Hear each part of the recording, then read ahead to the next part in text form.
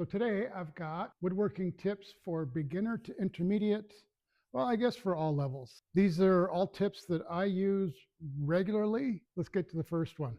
This tip I got from Bourbon Moth, which is my favorite woodworking channel by far. The challenge with the router that I've always had, for me to figure out which way the router had to go, I had to sit there and whatever direction the bit's spinning in, I'd do this with my finger. And then I would think to myself, okay, if I'm a router and I'm spinning this way, what's going to be the most comfortable or what's going to cause the least damage? And I'd have to go through that whole mental exercise, which was a real exercise for me. So he came up with a method that is just brilliant. So anyways, what you do is you take your right hand, palm down, and you pretend you're hitchhiking. So you stick your thumb out. So I wanted to do this edge along here. Do I go that way or do I go that way? So you do the hitchhiker thing, palm down. You point the thumb at this edge that you're going to be routing. Whatever way your index finger is pointing, that's the direction that the router needs to go. So if I'm doing this face, I know that the router needs to go that way. So if I'm doing this face, let's just pretend here, I'm doing this one, I do the hitchhiker thing, remember, palm down, right hand only, so I know that the router goes this direction. Now let's say I wanted to do this side. A little trick here, right? No, same thing. I point my thumb and I go that direction, so I know the router needs to go this direction. So it's foolproof, idiot-proof. Even I can remember this one. In fact, I remember it so well, I think of it sometimes when I'm not in the shop. It just pops in my head about that brilliant technique that I learned from my good friend who's never met me at Bourbon Moth. So that's it. It's that simple. As long as you're using your right hand, thumb towards a piece, palm down, router direction. Brilliant. Brilliant. So that's tip one. Tip number two. So this next tip, I'm going to start by showing you these well-used blades. So they're to the point where they're burning through the wood, so they're no longer cutting. So what I used to do at this stage was throw these blades out, get out my wallet, and go spend $100 on a new blade. Basically, your blade isn't dull, it's just dirty. And it's got this resin and sap from the wood, and it just kind of burns itself onto the tips of the blades. And that's what these, you can see these little gunk buildup, little black, and that's what's burning. So it's not the steel cutting the wood, it's that gunk that's burning the wood, or that gunk is causing it to burn. So what works absolutely brilliantly, so what I've got in here is laundry detergent. So just add in a bit of the laundry detergent. Then it's just a matter of dumping in some water. Get it mixed. And if you have a lid for a bucket, like a 5-gallon plastic bucket, the lids are ideal for this. That way it doesn't take 14 gallons of water like this method does, but it works either way. So all you do is, we'll just give this a little bit of a stir. So all you do is you stick your blades in there and let them soak. And the longer they soak, the better. I've even soaked them overnight before. I'll just let these soak for a bit. And then at the end of the video, I'll come back and show you what the difference is. I've got a bunch of brushes here, but the coarser the better. Water, a brush, liquid soap detergent, and that's it. See, it's already starting to come off. So that's tip number two. Give it a try. Get one of your blades when it starts burning. We've all been there. It's no longer cutting, it's burning and smoking. Don't throw it away. Try this. You'll be shocked at how well they work after they're cleaned again. At least I was.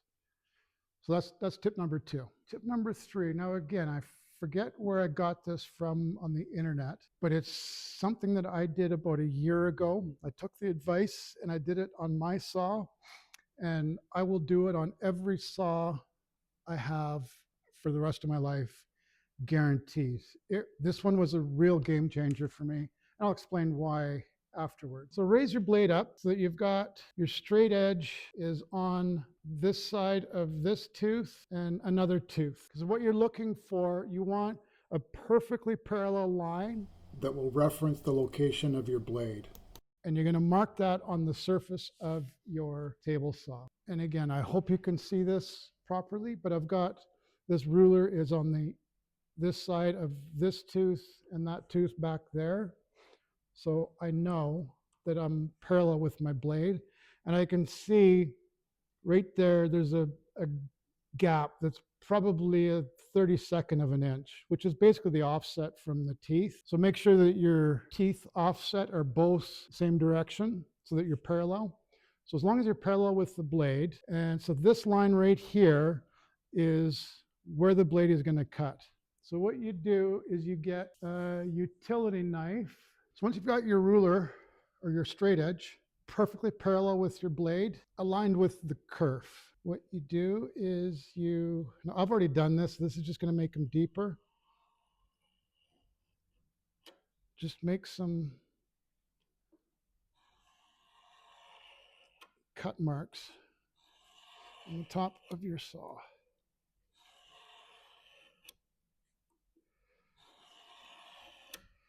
So that's one side. So you can see I literally scratched the surface on this side. So now I'm going to switch to the other side and do the same thing. Okay, so I've got that on both teeth. I've got equal gap all along. So I'm confident that that is straight. Okay, so now I'm hoping you can see that I have a line that is perfectly marking where my blade is going to cut. That's step one. Step two, we need a marker and just make a line in with the Sharpie. Draw a line where you just cut.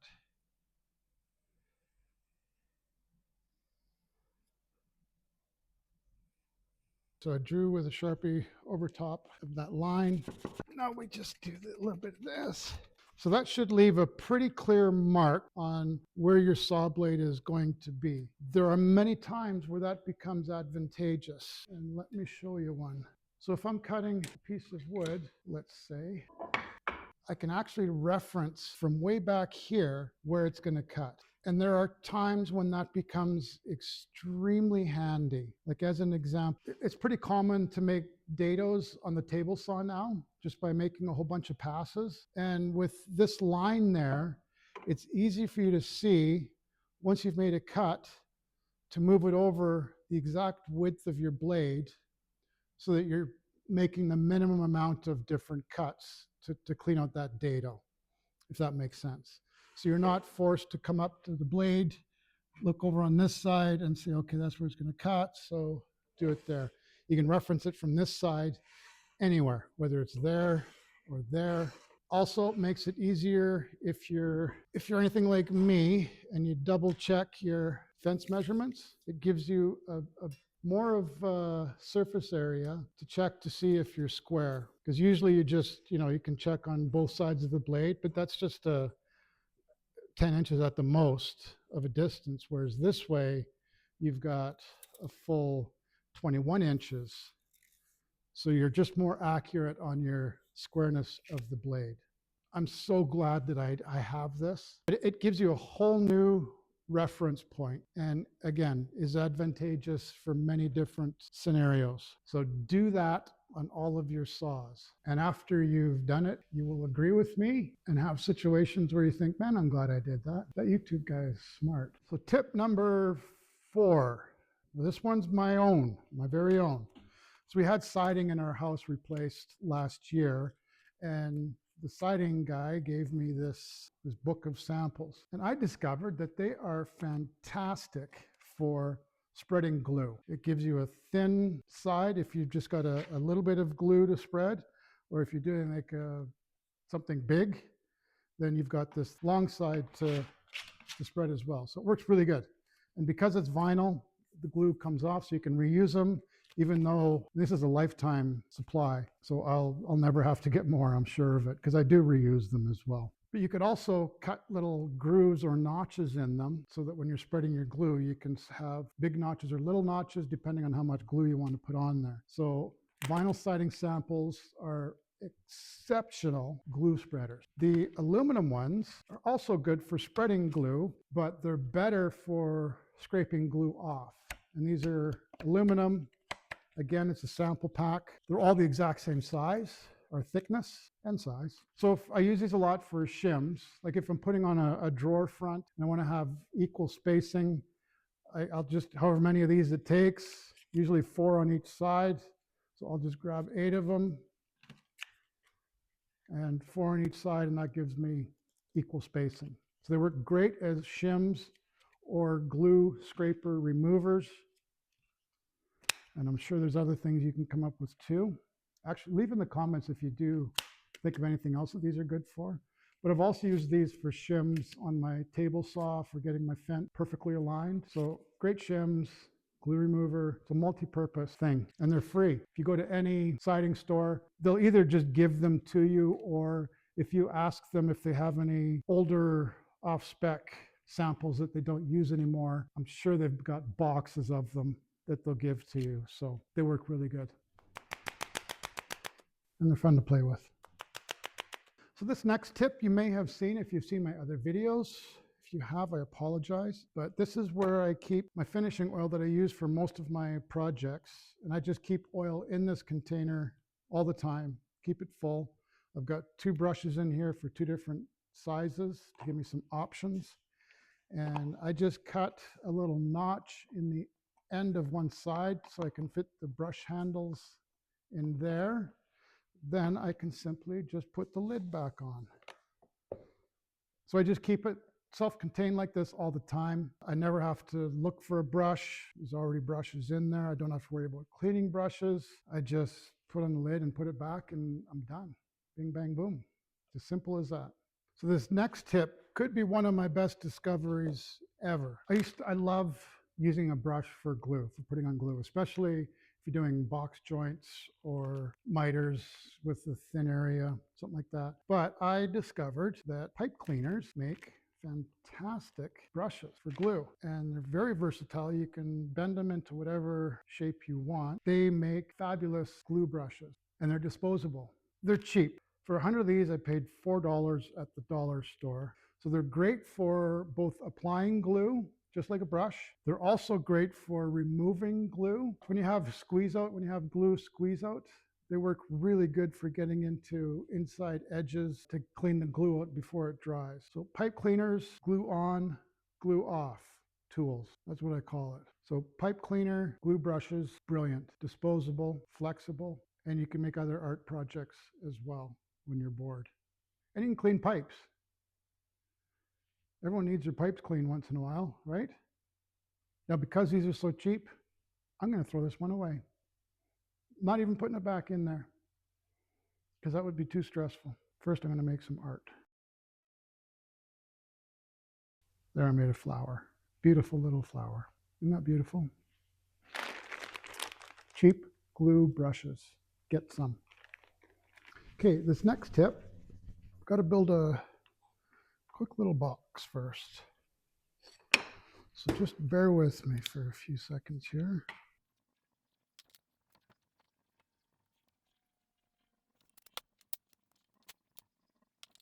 Don't know how we survived without this new crazy glue fad that everyone uses now.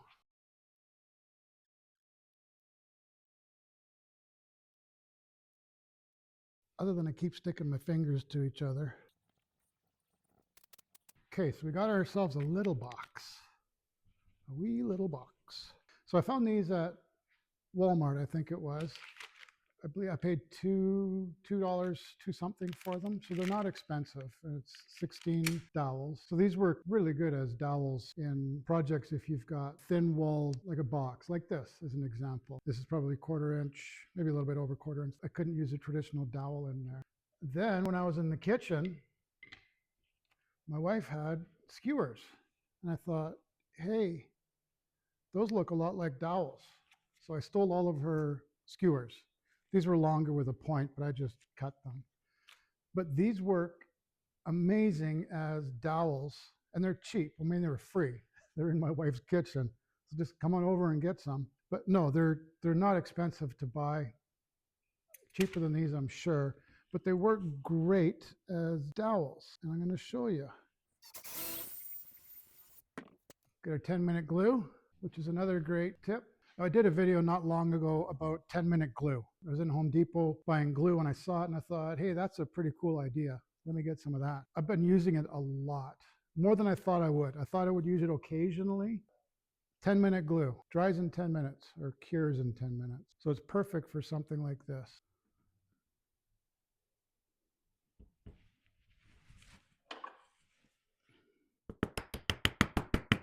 I don't know why, but that is so satisfying. Hold on for a second. Remember these? Pipe cleaners. This is what they're really good for as well. Getting glue off of things. Just like that. Not a drop of glue. One dowel. Also, since we're at tips, this Stanley 20-331. It's a little, I forget what you call these, little flush cut saw. And I've had this one for probably 3 years. When I got it, it was razor sharp, and it's still surprisingly sharp, even though I've given it a lot of abuse. This saw works really, really good for things like this.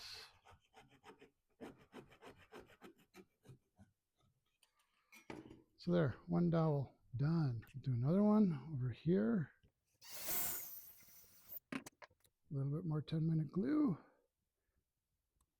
See, it's almost gone. I've used it so much.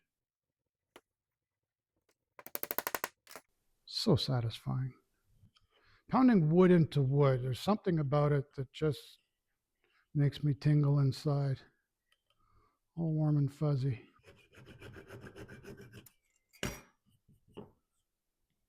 That is just fabulous, isn't it? I'll do 2 more just because it's so fun and easy. That one wasn't very straight though. I was expecting that one to come out the side and I was going to be all embarrassed. Not this time. So as you can see, it's really, really quick and easy to do. Now normally I would mark these out so that they're spaced perfectly, but since this is just a test,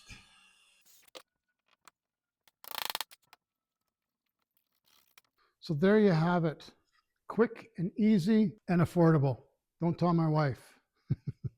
She'll be looking for these next time we have one of them shish kebab things. Okay, let me just sand this quickly and then I'll show you. Actually, we're going to segue right into my next tip. Hold on. This next tip, it was a mistake, but I bought the wrong size sanding paper, this belt sanding paper. It was too big for my sander. And rather than returning it, I thought of something else. I thought, why not make a big block sander? So I just got a piece of plywood, cut it to the right length so it fits nice and snug.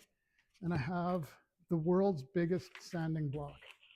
I kept it on my workbench and found that I was using it incredibly often.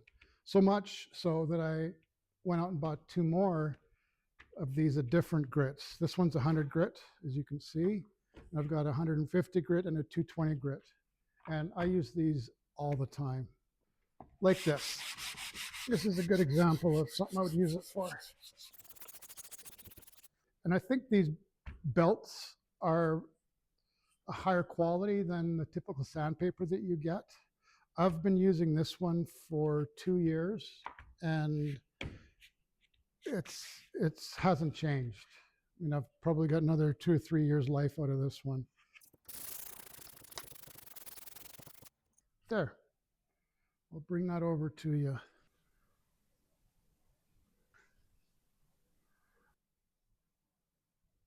Little miniature dowels that work really, really good for small boxes like this. And you saw how easy it was to do. Not difficult at all. So there, we almost made a box too. back to the sanding. So then I thought, hey, why not get some different sized ones? I got lucky and found an auction, and it must have been a hardware store or something like that that went out of business. And they had a bunch of sandpaper in what I call off-spec sizes. They're sizes that aren't used that much. So they had a big inventory of them. So I got a whole bunch of these for, I don't know, $5 for a box of 50, I think it was, but a life supply. But there's all kinds of different sizes of these sanding belts that you can get. So I just made a variety of different sanding sticks. And again, I use these a lot. I do a lot of hand sanding because I'm old and I just like it for some strange reason. But if you ever see sanding belts like this on sale, and you will see it because they do have sizes that don't sell that often, so they put them on sale. If you ever see belts, sanding belts like this, doesn't matter if it fits your equipment, they make fantastic sanding blocks. Start with the big one though.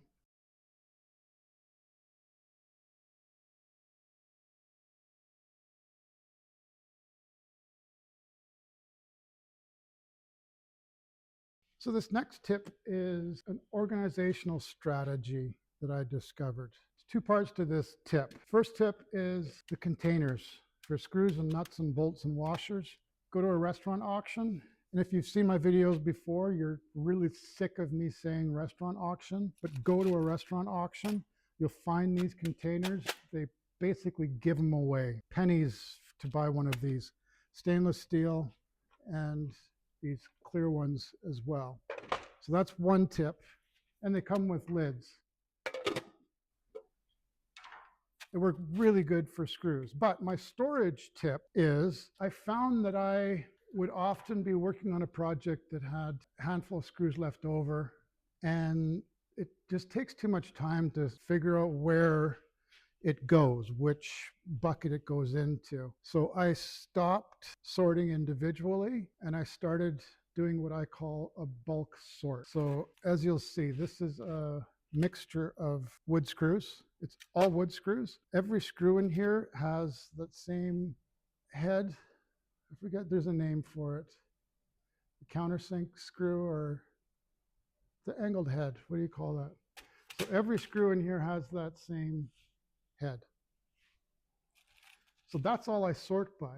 Any screw, regardless of the length, that has that angled head goes in this container. So when I've got a handful of screws after a project, I don't need to individually put them where they go. I just look at their heads, and if they're like that, they go in here. Now, when I'm looking for screws, because it's in this biggish container, it's not that difficult to dig through and find the same screws, whatever I'm looking for. Doesn't take long at all. There, I just dug out 4 screws that are the same in like half a second, maybe a second, a couple seconds. So I've got a container for that type of screw, and I've got a container for these types, these flathead screws. So every screw in here has that same type head. So depending on what I'm looking for, I'll go to either the angled box or the, I wish I could remember what they call these screws. I'm sure it's on the screen by now because the editor is really smart and has access to research. And same thing for nuts. I just have a nut bucket. So regardless of the size, I just put them in there.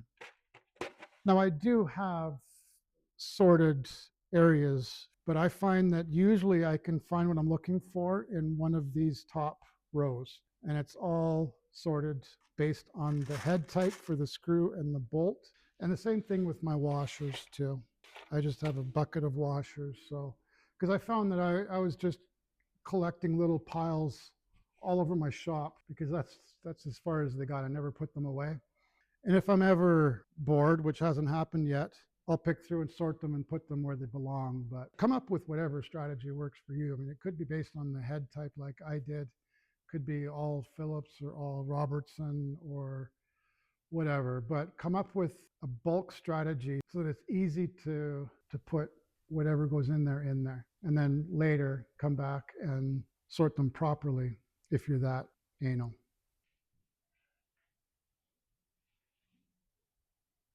So my last tip of the day is my patented camera tripod. Now this is an old office chair that I picked up at the dump. You can find them all over the place nowadays, but the base of the chair works really good as the base of my tripod. And I've just got a broom handle stuck in the little thingy there, and that is my tripod. So it wheels around real easy, and I just very fancily and expertly zip tied a power bar here so I can charge my phone while it's recording. And I had this little clamp assembly from somewhere. I forget where I got it from. And I had these parts from my old cell phones and Sirius radio things. I never throw anything out, so I had a bin full of little things like that. And I just made a little cradle for my phone to go in. And I've got a magnet that clips onto that, so it stays in this cradle really good. And I can, of course, move it up, down, angle, do anything I want. This is just clamped on so I can raise it or lower it real easy. I put a light at the top of it, so no matter where I am in the shop, I've got light. So it didn't cost me a penny, and it was a temporary solution in the beginning, but it's been working so good, I'll probably just keep using this. I have no need to do anything different. So it's worked out really well. Quite like it. Okay, so we're back at our blades. I'll just give them a quick scrub. They've been soaking in here for about an hour, so not that long. And as I said before, you can leave them soaking for as long as you want, really. I left one soak for 24 hours just out of curiosity to see what it would do. And I thought it might rust, but I was surprised that there was no rust at all. I left it for 24 hours and I didn't even need to scrub it. The stuff just fell off, just flaked off. So that's all you need to do. So I'll show this one up close to you as well.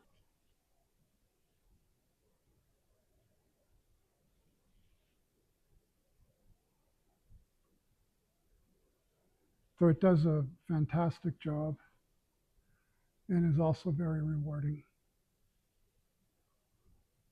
So next time you're going to throw your blade out, don't. Do this instead, and you'll be shocked at how much of a difference it makes. Because these were both burning through wood, and now they'll cut through like butter.